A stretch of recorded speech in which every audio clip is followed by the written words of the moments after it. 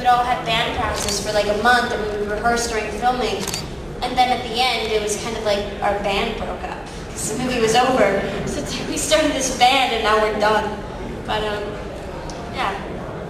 To answer your question, yes. Well, we might as well keep on going with questions, guys. Yeah. There we go.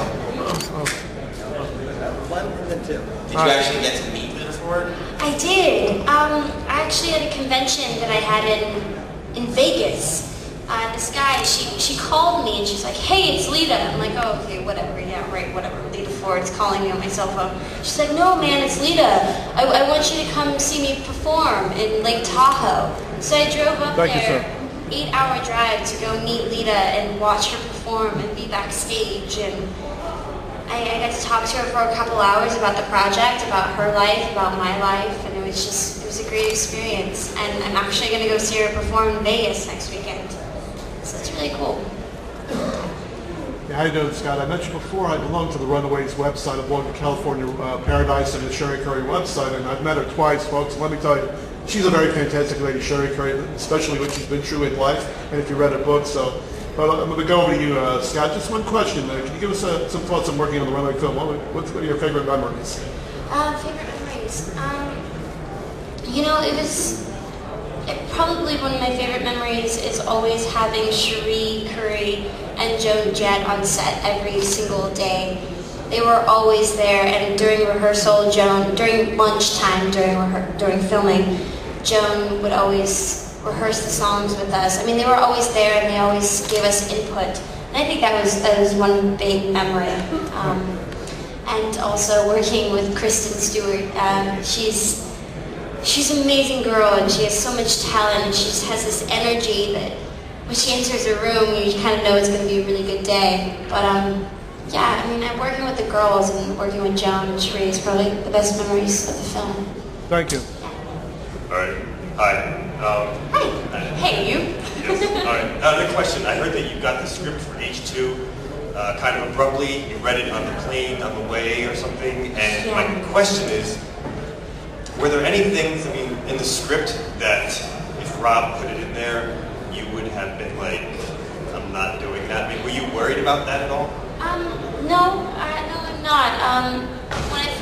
When I did the first Halloween, Rob actually came up with the idea of the bagel scene. And really, when Rob mentions anything to you, you just kind of go for it. And that's what H2 was. It was Rob's vision, and I just went for it. No, he's a really, really talented guy. But when I heard about H2 and I heard that I was flying 2 weeks after, and I got the script and I read it on the plane, I kind of went to him and punched him in the shoulder, and I said, "Thanks, man, to let me know that it's all about me." And here I am, and I had no fucking idea. All right. It was a great experience. It was really cool. Working with him is amazing. But yeah, I mean, when Rob says anything to you, you don't say no.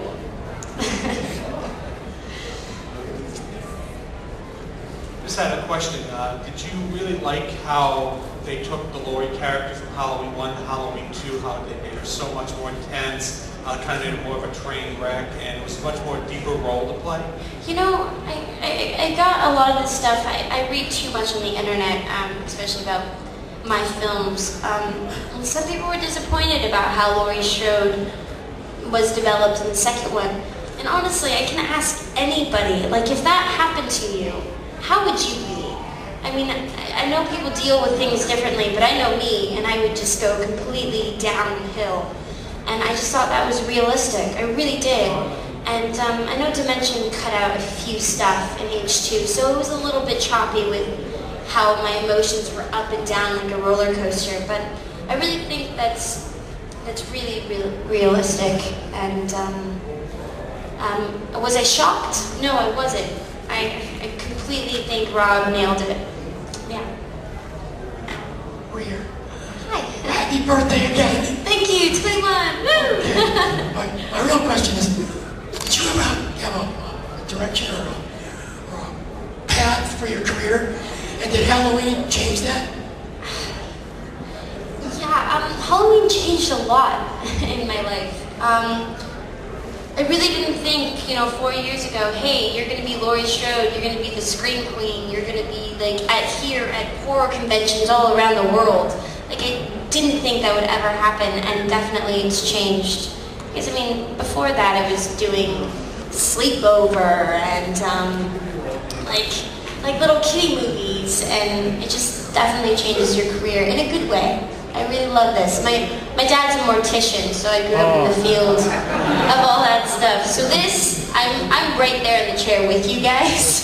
So, no, I love it. I love all this stuff. So it's really cool to kind of take like 4 days out of my life and go be a little kid and buy Chucky dolls and all this stuff. So it's really cool. Yeah. Over here, Scott. Where's Meg? I'm gonna go get her. Where'd she go? Okay. Has there been any talk of a third film, or is that it? Okay, I think it was like 2 months ago, I got a call from my agent saying, there's a Halloween 3, it's in 3D, My Bloody Valentine director's directing it, we don't have a script, and you leave in like a month. And I called Rob and I said, did you know about this? Like, what's going on? He's like, yeah, I don't know what they're doing with it, I don't want any part in it at all. And so I called my agent and I said, decline the offer. I just think that they're rushing it and they're ruining it, and they're not thinking straight about it. If I'm going to do a film, especially do 3 of them, I want it to make sense and be a good film rather than being rushed. And 3D, Michael Myers in 3D, like I know you want money, but fuck man, like it doesn't need to happen. So, yeah, but now they've come back and said, okay, well, the end of the year, next year, we're developing the script right now, and it'll be really good. So when I read the script and I decline, it's going to suck. But when I do it, it's going to be really good. Hey, Scout. I recently watched American Crime. Is a movie like that hard for you to do, knowing that it's a true story and what that girl had to endure? Yeah, it was really hard.